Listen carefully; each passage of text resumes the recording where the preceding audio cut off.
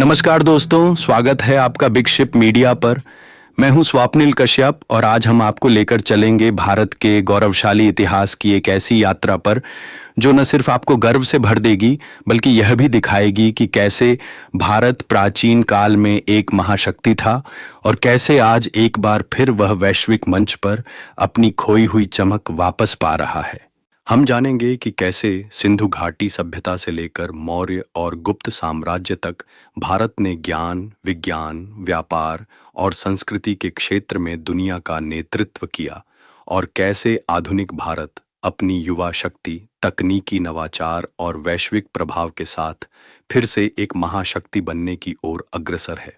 तो जुड़े रहिए हमारे साथ क्योंकि आज की यह कहानी हर भारतीय को जाननी चाहिए। चलिए शुरू करते हैं। भारत का इतिहास समृद्ध और प्राचीन है जो यह दर्शाता है कि भारत अतीत में एक महाशक्ति था। उपनिवेशी शासन से पहले के कई सदियों तक भारत अपनी संपन्नता, सांस्कृतिक विरासत और विज्ञान तथा प्रौद्योगिकी में प्रगति के लिए विश्व भर में प्रसिद्ध था। ऐतिहासिक प्रमाण सिंधु घाटी सभ्यता की ओर इशारा करते हैं जो दुनिया की सबसे प्राचीन नगरीय सभ्यताओं में से एक थी, जहां उन्नत नगरीय नियोजन और वास्तुकला देखने को मिलती है। इसके अलावा प्राचीन भारत ने गणित, खगोल शास्त्र और चिकित्सा के क्षेत्र में अद्भुत विद्वान और ग्रंथ प्रस्तुत किए, जैसे आर्यभट्ट और सुश्रुत। ये उपलब्धियां भारत की जीवंत बौद्धिक और सांस्कृतिक विरासत को दर्शाती हैं, जिसने भारत को वैश्विक नेतृत्व की स्थिति में रखा। मध्यकालीन काल के दौरान भारत विभिन्न साम्राज्यों के अधीन समृद्ध होता रहा, जिनमें मौर्य और गुप्त साम्राज्य प्रमुख थे,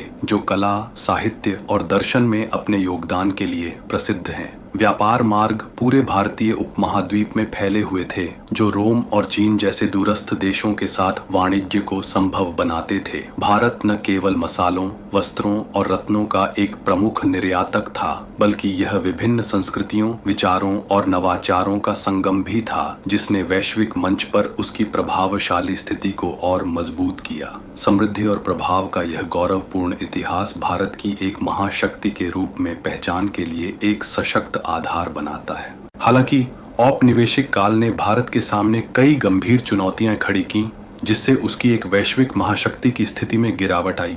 ब्रिटिश उपनिवेशवाद ने देश को उसके धन और संसाधनों से वंचित कर दिया, जिससे आर्थिक कठिनाइयां और सामाजिक उथल-पुथल उत्पन्न हुई। इन कठिनाइयों के बावजूद 1947 में भारत की स्वतंत्रता एक नए अध्याय की शुरुआत थी। इसके बाद के दशकों में देश ने अपनी अर्थव्यवस्था, बुनियादी ढांचे और सामाजिक ताने बाने को फिर से मजबूत करने के लिए कठोर परिश्रम किया। लोकतांत्रिक सिद्धांतों को अपनाना और आत्मनिर्भरता पर ध्यान केंद्रित करना भारत के विकास प्रयासों का मुख्य आधार बना। हाल के वर्षों में भारत का एक महाशक्ति के रूप में पुनः उदय विभिन्न क्षेत्रों में स्पष्ट रूप से दिखाई देता है। देश दुनिया की सबसे तेजी से बढ़ती अर्थव्यवस्थाओं में से एक बनकर उभरा है, जिसका मुख्य आधार युवा कार्यबल और तकनीकी नवाचार है। विशेष रूप से आईटी क्षेत्र में उल्लेखनीय प्रगति हुई है और भारत सॉफ्टवेयर विकास और सेवाओं के लिए एक वैश्विक केंद्र बन गया है। इसके अलावा विनिर्माण और अन्य उद्योगों में हुई प्रगति के कारण भारत अब वैश्विक आपूर्ति श्रृंखलाओं में महत्वपूर्ण भूमिका निभा रहा है। मेक इन इंडिया और डिजिटल इंडिया जैसी पहलें भारत को वैश्विक मंच पर एक प्रतिस्पर्धी शक्ति के रूप में आगे बढ़ाने में सहायक सिद्ध हो रही हैं। इसके अलावा भारत वैश्विक कूटनीति और अंतर्राष्ट्रीय संगठनों में तेजी से सक्रिय भूमिका निभा रहा है। जलवायु परिवर्तन, सुरक्षा और आर्थिक सहयोग जैसी वैश्विक चुनौतियों से निपटने में भारत की आवाज प्रभावशाली बनती जा रही है। सतत विकास के प्रति भारत की प्रतिबद्धता और इंटरनेशनल सोलर अलायंस जैसी पहलें अंतर्राष्ट्रीय मंच पर उसकी सक्रिय भूमिका को दर्शाती है। जैसे जैसे भारत अपनी ऐतिहासिक ताकतों का उपयोग करते हुए आधुनिक चुनौतियों के अनुरूप स्वयं को ढाल रहा है, यह कहने में कोई संकोच नहीं कि वह एक बार फिर विश्व की प्रमुख महाशक्तियों में अपना स्थान पुनः प्राप्त करने की दिशा में अग्रसर है। तो दोस्तों, ये थी हमारी आज की खास प्रस्तुति, भारत की उस महाशक्ति यात्रा की कहानी जो अतीत की गरिमा से लेकर आज के पुनर्जागरण तक फैली हुई है। एक ऐसा देश जिसने ज्ञान, संस्कृति, विज्ञान और मानवता को दिशा दी और जो आज फिर से उसी ऊंचाई की ओर बढ़ रहा है।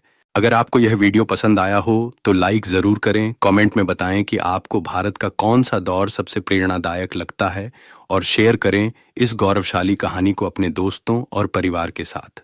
और हाँ, बिग शिप मीडिया को सब्सक्राइब करना बिल्कुल ना भूलें, क्योंकि हम लाते रहेंगे ऐसी ही रोचक और प्रेरणादायक कहानियां।